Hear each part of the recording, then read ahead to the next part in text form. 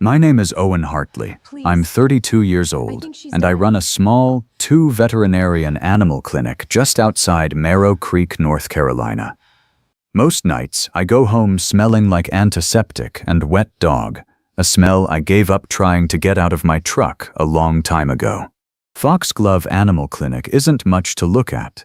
It's a modest building that used to be a feed store, with a tin roof and a sign my mentor painted by hand years ago. But by the time I turned 33, it was supposed to belong to me completely. On that particular Tuesday night, the rain was coming down so hard that the gutters had given up and water was pouring straight off the roof. It was 9 o'clock, and I was still sitting at my desk, reading the letter from Blue Ridge Regional Bank for the fourth time, as though one more reading might somehow change what it said. It didn't. Restructuring. Risk exposure. At the bottom was a sentence stating that the loan committee would meet in 12 days. I had underlined it so hard that the pen had nearly torn through the paper. I was still staring at the number 12 when someone started pounding on the front door as if they were trying to break the glass. I was already on my feet. As I ran down the dark hallway, I switched on the porch light and saw a drenched woman standing in the downpour beyond the fogged glass, holding something heavy and trembling in her arms. I turned the lock and pulled the door open. She nearly collapsed across the threshold. "Please," she said, her voice breaking on the very first word. "I think she's dying." I looked at what she was carrying. A medium-sized brown and white dog. One of her back legs was bent at an angle no leg should ever bend. The fur around her hip was matted with blood, and her breathing was fast and shallow. "The table's this way," I said, already moving. "Tell me what happened." The thunder scared her. She ran into the road. "I don't know. A car hit her. I didn't even see it happen. I only heard it." Her voice disappeared completely on the final word. I didn't wait for anything else. Within a minute, the dog was on the examination table. My hands moved over her ribs and hip, while my mind raced through everything that could be wrong and what I could do about each possibility. "What's her name?" "Pepper." "Okay, Pepper." I kept my voice low and steady, the same voice I used with every frightened animal that came through that door. Out of the corner of my eye, I noticed it was working on the woman too. Her shoulders loosened slightly. "I need you to stay calm for her, all right? Dogs know. She needs you to be calm. I can't lose her. She's my only." The woman stopped and pressed her fist against her mouth. She didn't finish the sentence, and I didn't ask her to. I had a dog with what looked like a shattered hip, and the possibility of internal bleeding I hadn't found yet. I didn't have room in my mind for anything except the work. The next 40 minutes passed the way emergencies always did. Half adrenaline, half muscle memory, all of it a blur. I sedated Pepper. The X-rays showed a clean fracture at the hip, and as far as I could tell, no internal bleeding. It was the best outcome we could have hoped for that night. For about 90 seconds, I believed the fracture was all we were dealing with. Then Pepper's heart rate dropped so sharply that her name escaped my mouth before I could stop it. "Hey, stay with me." I pressed my hand against her chest and felt the rhythm stumble, then struggle to catch again. They were the longest 10 seconds of the night. Then it steadied. I took a deep breath and went back to work, my hands moving faster now. The woman spent the entire time leaning against the wall, her arms folded over her soaking wet shirt. She barely spoke. She watched every movement I made as if she might be required to recount it all later. When I set the fracture and Pepper made a sound no one should ever have to hear, the woman covered her mouth with both hands. "She's unconscious," She I didn't told feel her. it. She didn't feel it. I know. I know. I still did. That was when I truly looked at her, perhaps for the first time since she had come through the door.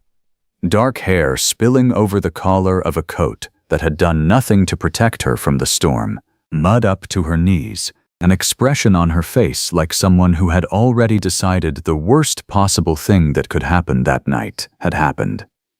I didn't say anything else. I went back to work. By the time Pepper had been stitched up, her injured leg immobilized, and she had been placed in a recovery cage beneath a warming lamp, it was 11 o'clock. Outside, the storm had settled into an ordinary, steady rain. When I finished washing my hands and came out, the woman was sitting on the hallway floor in front of Pepper's cage, her knees pulled against her chest. She watched Pepper breathe as though she still needed proof that it was happening. "She's going to be okay," I said. "It isn't a minor injury, but it can be repaired.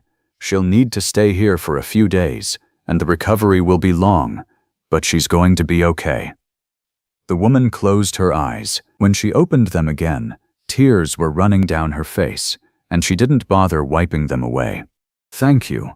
I showed up without warning at a stranger's door in the middle of a storm, and you just..." She shook her head and stopped. "It's my job." That wasn't entirely true, but it was easier than standing in the hallway and explaining the whole truth. I sat against the wall a few feet away from her.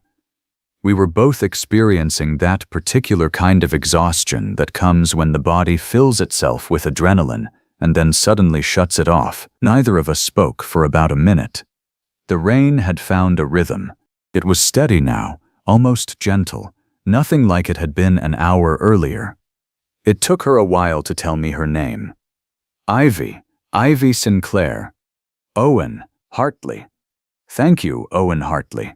We sat there a little longer without speaking, two strangers coming down from the same rush of adrenaline at different speeds. It should have felt strange. It didn't. At one point, she looked at me. She was still pale and still shaken, but an almost bewildered expression appeared on her face just before the words left her mouth. "Why do I feel like I've known you for years?" I didn't have an answer. I wasn't certain she wanted one. She looked as surprised as I was that she had said it aloud. For a moment, neither of us moved, as though we were waiting to see whether the sentence might take itself back. Sitting there with mud drying on my pants, I remember thinking I should have been much more worried about the letter on my desk than I was at that moment. She left around 11:30, promising to return first thing in the morning. I stood on the porch and watched her taillights disappear into what remained of the storm. Only then did I remember that I hadn't eaten anything since noon. I checked Pepper one more time and returned to my desk. The letter was still waiting for me. The number 12 had been underlined so hard in blue ink that the pen had nearly torn the paper. Dr. Riley used to say the clinic didn't belong to whoever had their name written on the deed. It belonged to the frightened, injured, helpless, or dying animals that came through its doors. He had taken me in when I was 16, a kid with a suspended driver's license and nowhere else to go. He taught me everything I knew about veterinary medicine. When he retired, he turned the clinic over to me on one condition: I was never to turn away a frightened animal. I had kept that promise for 6 years. According to Blue Ridge Regional Bank, that was precisely why I was in debt. Milo arrived at 7 the next morning, as he always did. He had his key in the door before I had even finished my first cup of coffee. When he saw an unfamiliar dog wearing a cone in the recovery cage, he stopped where he stood. "Who's this?" "Pepper. She was hit by a car last night." "And Pepper's owner?" "She'll be here this morning." Milo raised both eyebrows and went to make a fresh pot of coffee. In his opinion, the coffee I made was punishment for a crime he hadn't committed. Ivy arrived at 9. This time, she was wearing dry clothes, jeans and a gray sweater, and her hair was tied back. She looked like a completely different person from the woman who had nearly collapsed in my hallway, except for her eyes. They went directly to Pepper's cage first, then to me.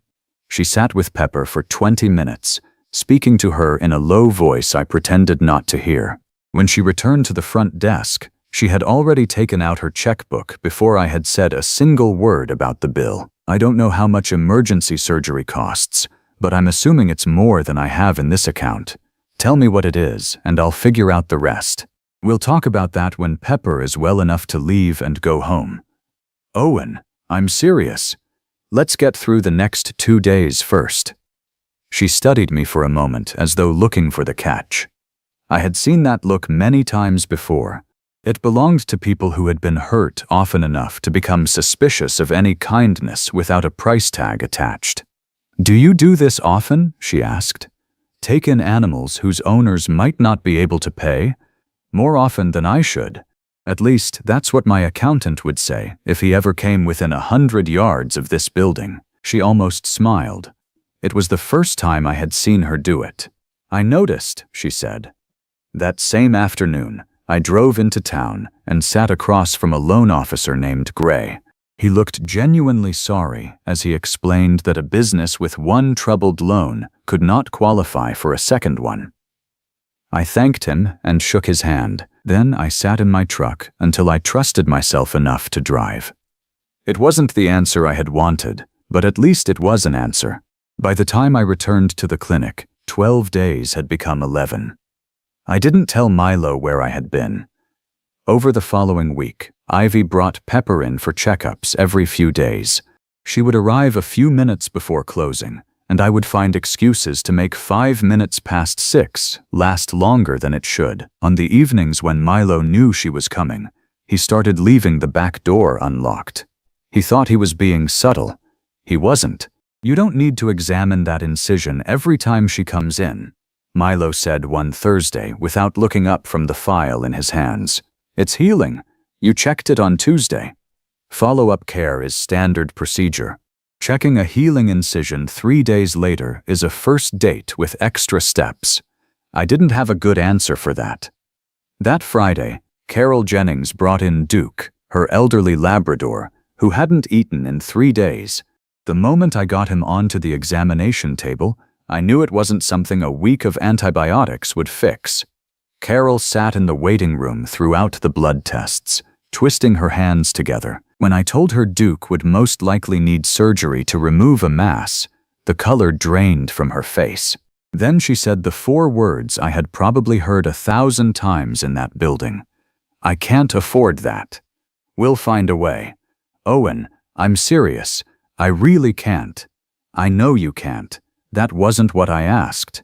I crouched in front of her chair, the way I did with children and with adults who were about to cry but didn't want anyone to see. "We're going to do the surgery. You'll pay whatever you can, whenever you can. Even if that amount is 0, it's fine. Duke isn't going home in a box because of a number on a spreadsheet." Carol cried anyway. Quietly, she thanked me 9 times before I finally made her stop. That was when I noticed Ivy standing near the front desk, watching the entire conversation with an expression I couldn't read. Later, while Duke was resting and Carol had gone home to wait, I was filling out the paperwork when Ivy leaned against the desk. "Do you do this every week?" "Most weeks." "How is this place still open?" "That is an excellent question." I closed the file. "Doctor, Riley used to say the people who could afford to pay covered the ones who couldn't, and that the numbers balanced as long as you didn't study them too closely. He was mostly right. And lately? Lately, the bank disagrees." She didn't say much after that. She was quiet for the rest of the visit. When she left, she hugged me for the first time. It was quick and slightly awkward, as if the gesture had surprised her as much as it surprised me. A few days later, Ivy mentioned the 12 days as though we had already discussed them at length. That was when I realized I had never told her the number. "Wait, how do you know about that?" "You told me." "When?" "The first night, while you were treating Pepper. You weren't exactly yourself, but you muttered it a few times. I remembered because you looked devastated every time you said it. I didn't remember doing that, but it sounded plausible, so I let the subject drop." That Sunday, Ivy came with me to the market in the town square, mostly because Pepper needed the exercise, and I had made the mistake of mentioning that I went there every week.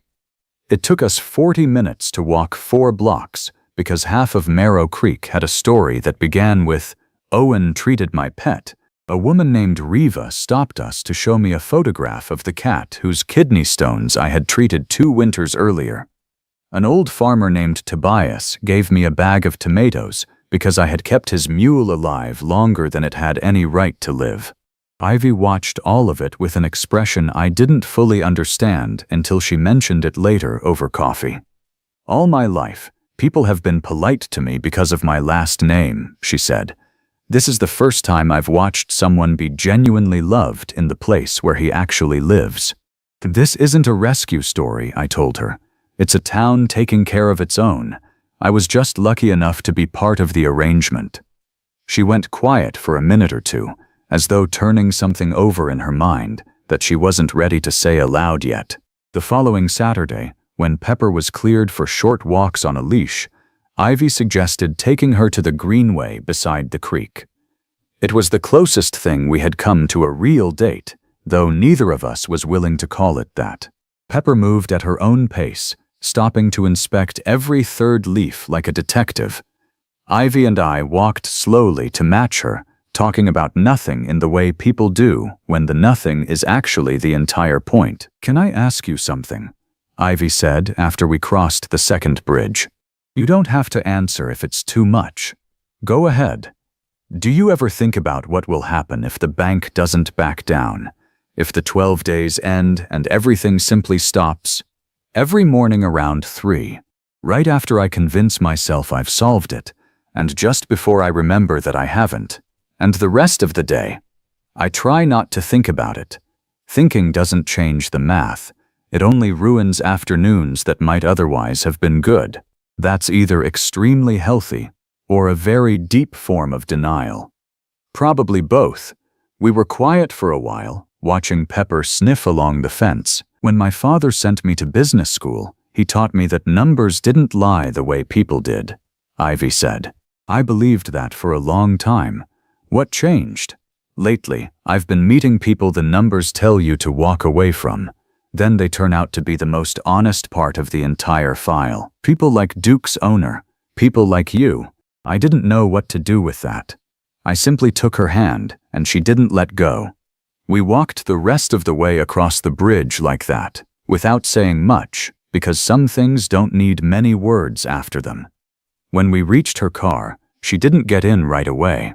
She wrapped Pepper's leash around her hand twice, and stood looking at me as though she were preparing herself for something. I haven't done this in a long time, she said. Done what? She gathered herself.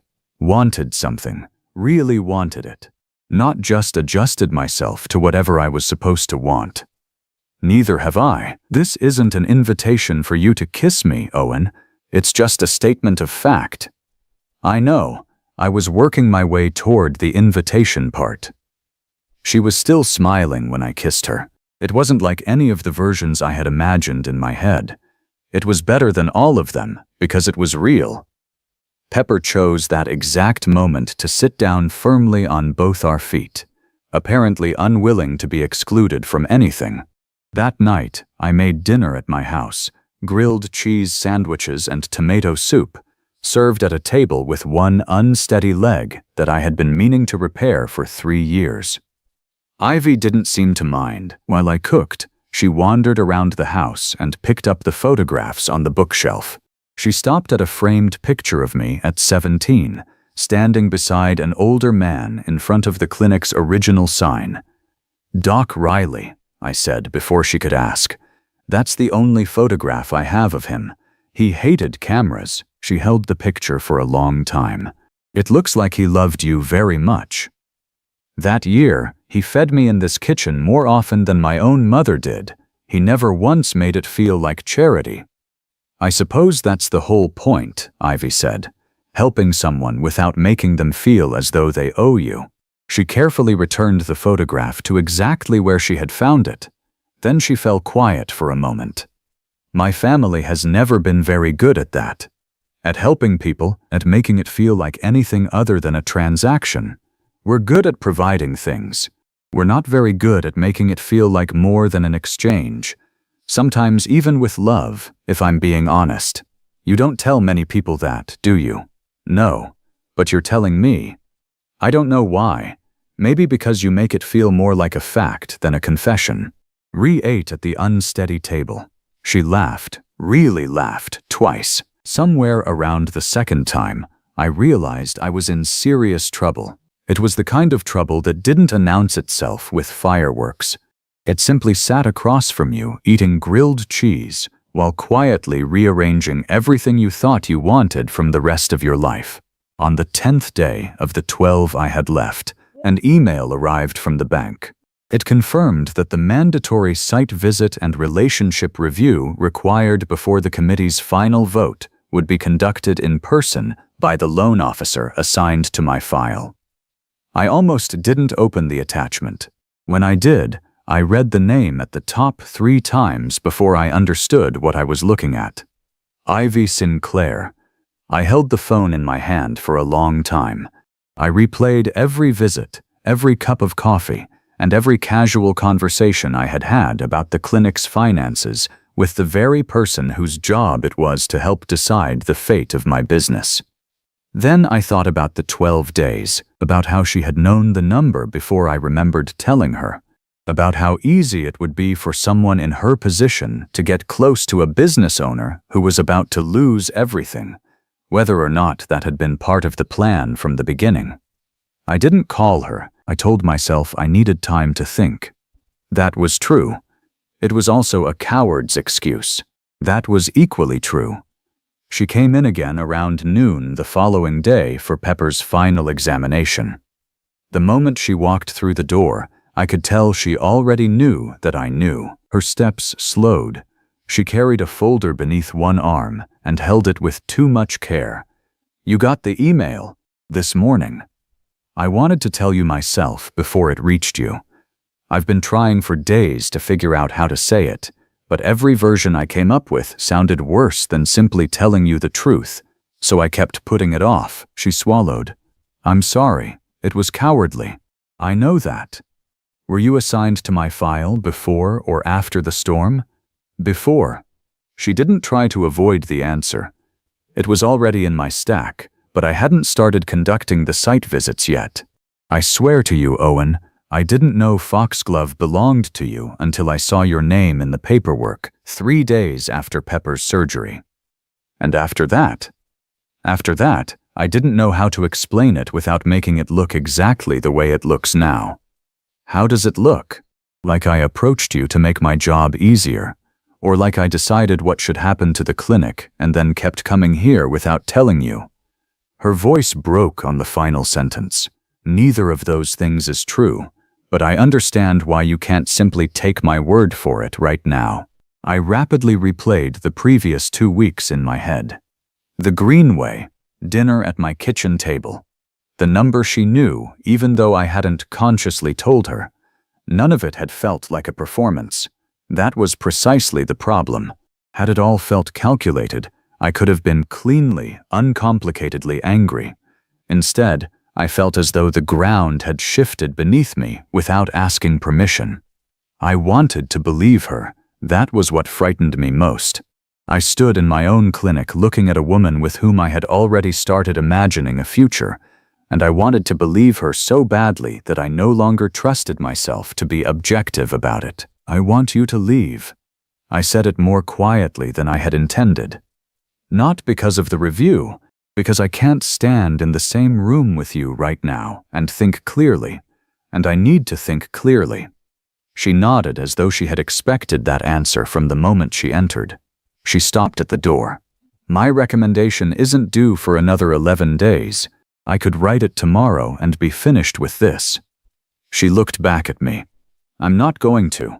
Whatever happens between us, I won't let the future of your clinic be decided by accident because I was too much of a coward to face you." Then she left. I remained in the silence. Pepper watched me from the recovery cage as though she understood exactly how badly I had handled the entire conversation. I didn't hear from Ivy for 4 days. Milo, who had an opinion about everything and no reluctance about sharing it, told me approximately 6 times a day that I was an idiot, usually while I was in the middle of something I couldn't walk away from. "You know she didn't write the bank's policies." He shoved a suture kit into my hand that I hadn't asked for. "You're punishing her for a policy she inherited." "I'm not punishing anyone. You've reorganized the supply closet twice since Monday. That isn't punishment. You miss her, you refuse to admit it, and you're methodically torturing your own brain because of it. That afternoon, I reorganized the supply closet for a third time. Milo correctly interpreted it as a confession. I picked up my phone to call her at least 4 times that week. All 4 times I put it back down, telling myself I needed one more day to think. By the 3rd day, she was the only thing I could think about, which made it difficult to keep claiming I needed more time. Carol brought Duke in for a follow-up appointment. She took one look at my face and didn't ask a single question. I appreciated that more than she could have guessed. I also called Denise Alvarez, a lawyer friend who handled my contracts in exchange for veterinary care. I asked whether I had any real options if the committee voted against me. She explained the appeals process that existed on paper. The odds weren't good. Then she told me to resolve whatever was happening between me and the loan officer assigned to my file before I needed her to prove I was right. It isn't that simple, I said.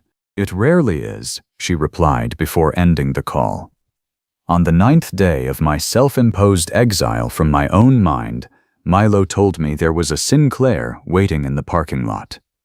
It wasn't Ivy. Walter Sinclair introduced himself with the kind of handshake that seemed to come with its own credit rating. He told me plainly that he was there because I had made his daughter's week considerably more difficult than it needed to be.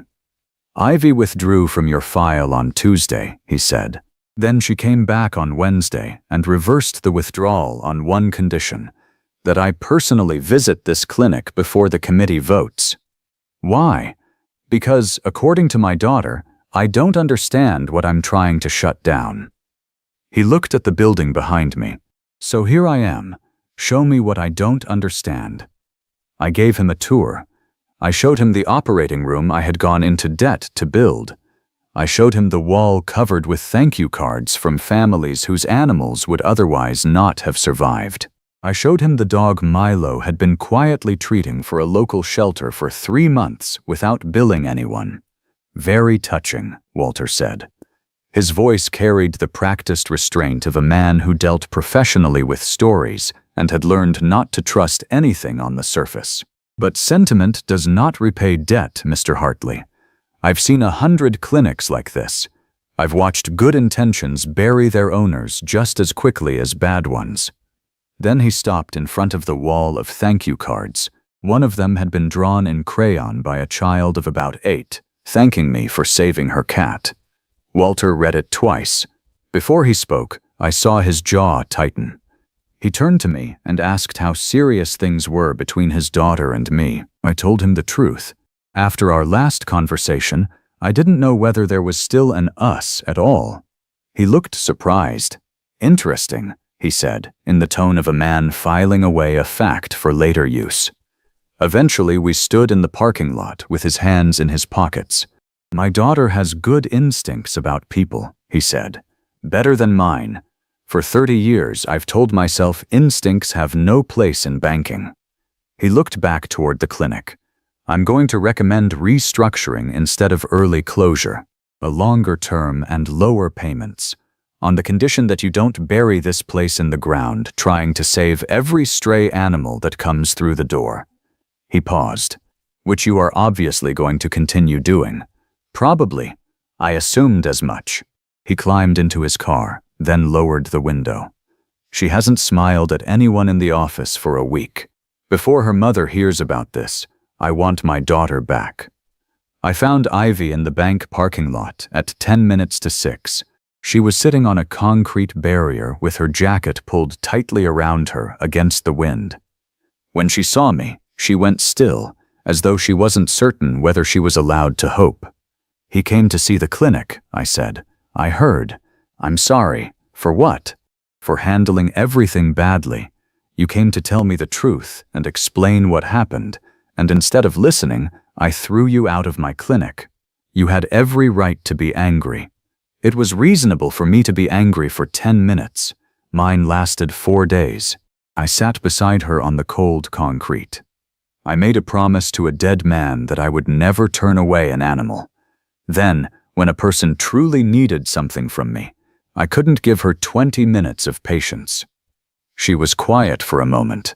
Why do I still feel like I've known you for years, even after 4 days of not speaking to you? I don't know. I've been asking myself the same question since the night you walked through that storm, holding a dog you thought you were about to lose. That's what I thought. I know. But somewhere in the middle of that night, I stopped being certain I was only talking about the dog. She looked at me. I'm not going anywhere, Owen. Not unless you genuinely want me to. I don't. She rested her head against my shoulder there on the cold concrete. We sat like that for so long that the security guard making his rounds passed us twice. Both times he clearly considered asking us to leave. Both times he decided against it. Whatever the committee voted, I remember thinking, I had already received the most important part of the answer. 6 months later, the restructured loan was current. The operating room had new stainless steel tables that had been paid for with actual money rather than another line of credit. Pepper had been promoted from wearing a recovery cone to serving as the waiting room's full-time supervisor. Ivy left the bank that spring.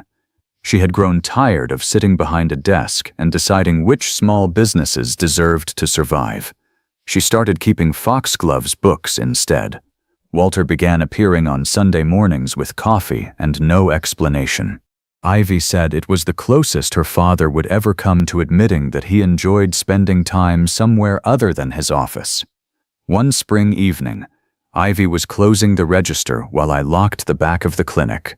Pepper wandered among the waiting room chairs as though inspecting the night shift. Without looking up from the cash drawer, Ivy spoke. "Hey, why does it still feel like I've known you for years?" I leaned against the doorframe. Maybe some people aren't meant to meet by accident. She looked at me. Even after 6 months, the expression on her face still did something to my chest that I hadn't learned how to get used to. That's dangerously poetic for a man who spends his days buried under golden retrievers. Don't tell Milo. He'll never let me forget it. At that exact moment, Pepper knocked the entire dog food display onto the floor. Neither of us made any effort to clean it up for a very long time.